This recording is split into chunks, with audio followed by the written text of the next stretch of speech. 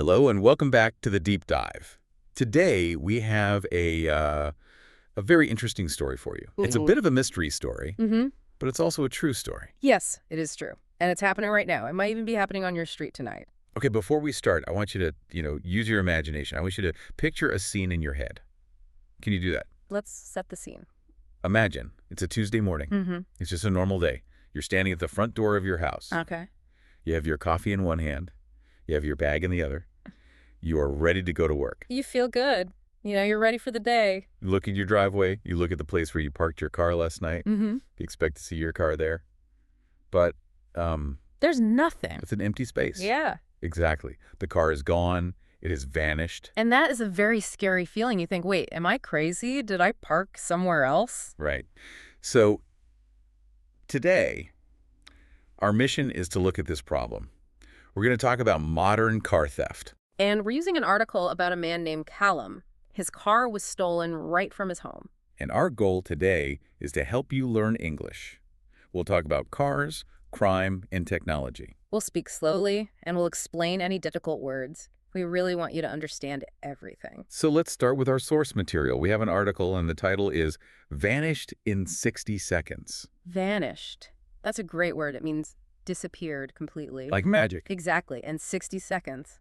Well, that's just 1 minute. So the car disappeared in 1 minute. That is so fast. It is incredibly fast. So let's look at Callum's story. He lives in the United Kingdom. He woke up, walked outside, and his car was just gone. Now, what kind of car do you think he had? I mean, usually thieves steal expensive cars. Maybe a Ferrari or, a Lamborghini. That's what most people think. But Callum didn't have a sports car. He had a Ford Fiesta. A Ford Fiesta, that's a very normal car. A small family car. Yes. And it wasn't even new. It was 12 years old. Why would someone steal a 12-year-old car? That's Yeah. just strange. And it had 100,000 miles on the clock. Okay, let's stop there. What is the clock in a car? Good question. In a car, on the dashboard, you see the numbers that count how many miles the car has driven. Right. We call this the clock. So 100,000 miles on the clock means it's driven a very long way. So Kellen has an old car. It's driven many miles. But someone stole it? What did he do first? Well, he looked for innocent reasons. An innocent reason is a simple explanation, not a crime. For example? He thought, did I park around the corner? Or maybe my wife took the car? We all do that. We don't want to believe it's a crime. Exactly. So he checked the street, he checked with his family, but the car was gone. So we had to call the police. And did the police find the car? They came very quickly, they investigated, but they only found one small clue. What was the clue? In the UK, there are cameras on many roads, and these cameras read the number plates of cars. Oh, the license plate, the car's ID. Yes. And one camera saw Callum's car. It was 20 miles away in a city called Glasgow, and this was just after midnight. So the thieves took the car in the middle of the night. Right.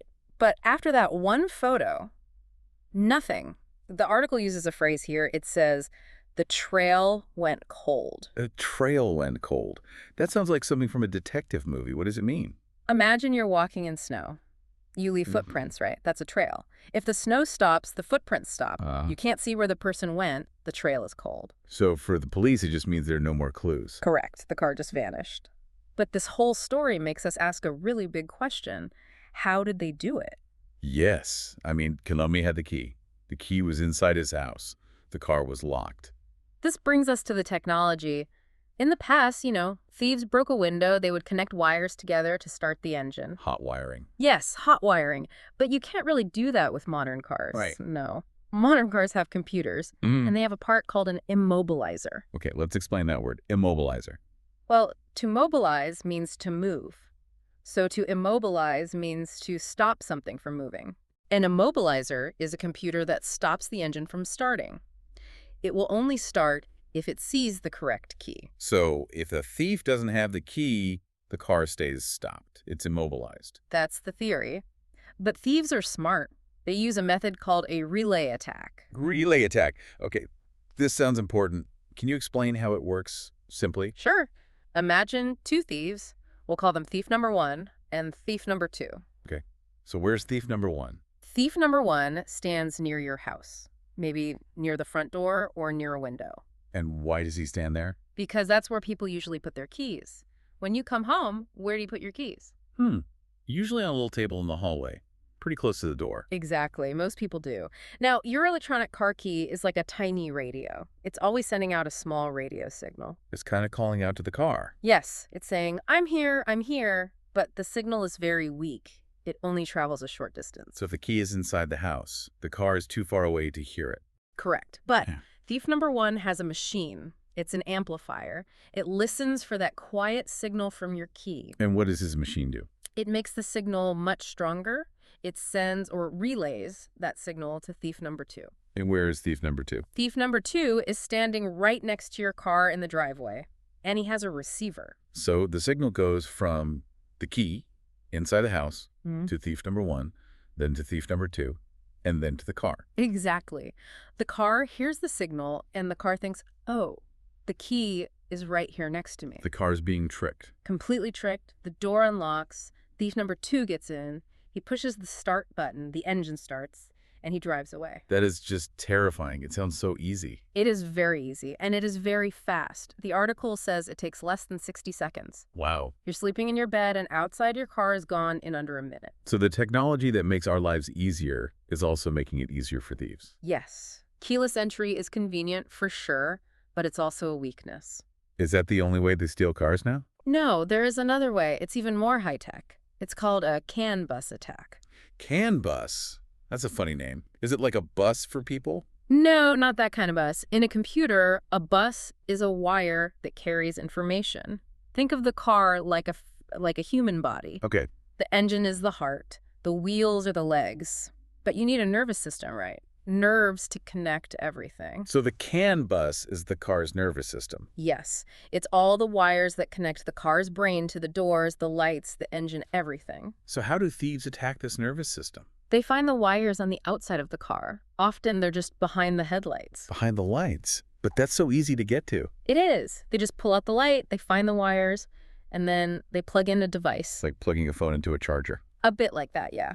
But this device is a hacking tool. It sends fake messages to the car's brain. And what does the message say? It says, I am the key. Open the doors, start the engine. And the car just listens. The car listens. It thinks the message is real. The article mentioned something really interesting about these tools. They're disguised. Yes. Disguised means they look like something else. The thieves don't want the police to find a strange hacking tool, so they hide the computer inside a fake Bluetooth speaker. A speaker for listening to music. Exactly. Imagine a police officer stops a car. He looks inside, sees a music speaker. He thinks, oh, that's normal. He has no idea it's a tool for stealing cars. That is very, very clever. Where do they even buy these things? They buy them on the dark web. The dark web. That's the hidden part of the internet. Yes, it's where criminals do business. And these tools are expensive. They can cost thousands of pounds. Thousands of pounds. That's a huge amount of money. It is. But you have to think of it as a business investment. If you pay 5,000 pounds for a tool, but you steal 50 cars, you make a lot of profit. That makes a chilling kind of sense. It really is a business for them. But let's go back to Kellum. Yes, back to the old Ford Fiesta. We know how they stole it. They used one of these tech methods. But why? Why steal an old car with 100,000 miles? It's not worth much money. This is the really interesting part. It's all about economics. We talked about status symbols, cars rich people buy to show they have money. A Ford Fiesta is not a status symbol. No, but it is very, very popular. Millions of people in the UK drive Ford Fiestas. So there are just tons of them on the road. Yes. And because there are so many cars, there are many accidents. People crash their cars. Things break. And when things break, you need to fix them. You need new parts. Exactly. You need a new door, a new bumper, new engine part. If you buy a brand new part from the Ford factory, it is very expensive. And costs a lot of money, yeah. But stolen parts are cheap. And this brings us to a new vocabulary word, chop shop. Chop shop. That sounds violent. Chop means to cut. A chop shop is a secret garage, and the thieves take the stolen car there. And what do? They chop it up. They take the car apart piece by piece. They remove the doors, the engine, the lights. So they destroy the car just to get the parts? Yes. They disassemble it. Then they sell the parts to other garages or online. So Kellum's car was actually worth more as a collection of parts than as a whole car. Exactly right. The parts are valuable because so many people need them. It's simple supply and demand. The article had some numbers on this, didn't it? It did. In Scotland, the Ford Fiesta is the #1 most stolen car. In just 18 months, 534 of them were stolen. Wow. That's a huge number. So if you have a common car, you could be a target. Yes. Your car is basically a collection of spare parts for them. But what about the expensive cars? The Range Rovers, the other luxury cars. Do they also go to chop shops? Sometimes. But often they go on a much longer journey. They're exported. Exported. So they're sent to other countries. Yes. The thieves put the entire car into a shipping container. You know, a big metal box that goes on a ship. And where do they send them? The article says many go to Africa, to countries like Kenya, Tanzania, and South Africa. Why those countries? Is there a specific reason? Yes, there is a very practical reason. Think about driving in the UK. Which side of the road do people drive on? We drive on the left side. And so where is the steering wheel in the car? The steering wheel is on the right side of the car. Correct. We call this right-hand drive. But most of the world drives on the right side of the road, so their cars are left-hand drive. Like in America or France. Okay, so a British car is different from, say, a French car. Yes. But in Kenya and South Africa, they also drive on the left side of the road. Ah, I see. Yeah. So a car from the UK is perfect for the roads in Kenya. Exactly. The steering wheel is on the correct side for them. So criminal gangs steal luxury cars in London, put them on a ship, and a few weeks later, someone is driving that stolen car in Nairobi. It's a global business. It truly is. This is all very worrying. I'm feeling a bit nervous about my own car now. What can we do? How do we stop the thieves? The article gives some good advice. Some of it is high-tech, and some of it is very low-tech. Let's start with the funniest tip. The fridge. The refrigerator. Tell us about that. So when Callum's car was stolen, his friend told him, you should put your keys in the fridge. Or even in the microwave. Why?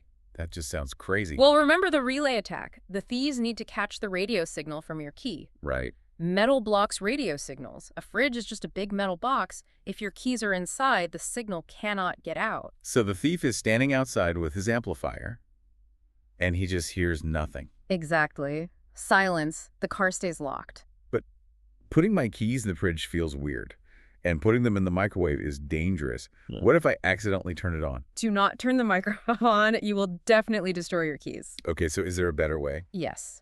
You can buy a special bag. It's called a Faraday pouch. Faraday pouch. Can you describe it? It looks like a small wallet or a little bag, but inside it's lined with a special metal mesh, a kind of net made of wire. What does that do?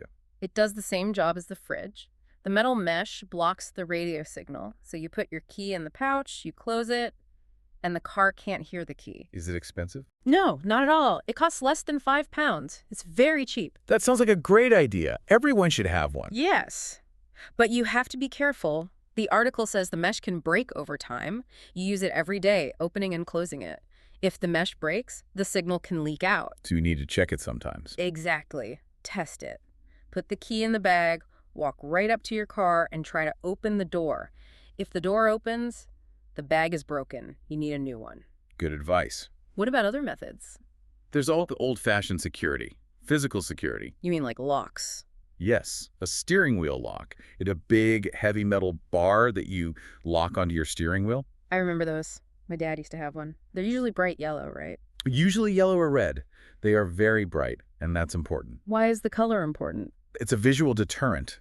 A deterrent is something that stops you from doing something. So the thief looks in the car window. He sees this big yellow lock. And he thinks, oh no, that is too difficult. It will take me too long to cut that lock off. I'll just go to the next car. He wants an easy job. The lock makes it a hard job. Exactly. Thieves hate hard work. They want to be gone in 60 seconds. A big metal lock might take 10 minutes to remove. So we should really combine these things. Use a Faraday pouch for the signal and use a steering wheel lock for the car itself. That is the best protection. Also, just think about where you park. Park under a streetlight if you can. Thieves love the dark. Okay, let's look at the big picture before we finish. Is this problem getting worse? Sadly, yes. The statistics show car theft is definitely going up. In England and Wales, it rose by 75% in 10 years. A 75% increase. That is a lot. It is. The article calls it an arms race. An arms race. That's a military term, like a war. Yes. It means two sides are constantly fighting to be better than the other. The car makers invent new security, then the thieves invent new hacking tools, then the car makers invent even better security. And it just goes back and forth. And we, the car owners, are caught in the middle. And we all pay for it, don't we? We do. We pay for it through our insurance. When lots of cars are stolen, insurance companies lose money, so they have to charge everyone more. So even if your car is safe, your insurance price goes up. Exactly. It affects everyone. Okay, we have learned a lot today. Let's quickly review the key vocabulary. We learned relay attack. Yeah. That's the method of copying the key's signal. We learned immobilizer, the computer inside the car that stops the engine. We learned chop shop, the secret place where cars are cut up for their parts. And Faraday pouch. That's the special bag that blocks the signal. Yes. Before we go, I have a final thought for you, the listener. Okay. Think about your house. Think about where your car keys are right now. Are they on that table near the front door? If they are, maybe you should move them. Yeah. Put them in a drawer in the kitchen or put them in a metal tin. Don't make it easy for the thieves. Thank you for listening to this deep dive. We hope you learned some new English words and maybe how to keep your car a bit safer. Keep practicing your listening and stay safe. See you next time.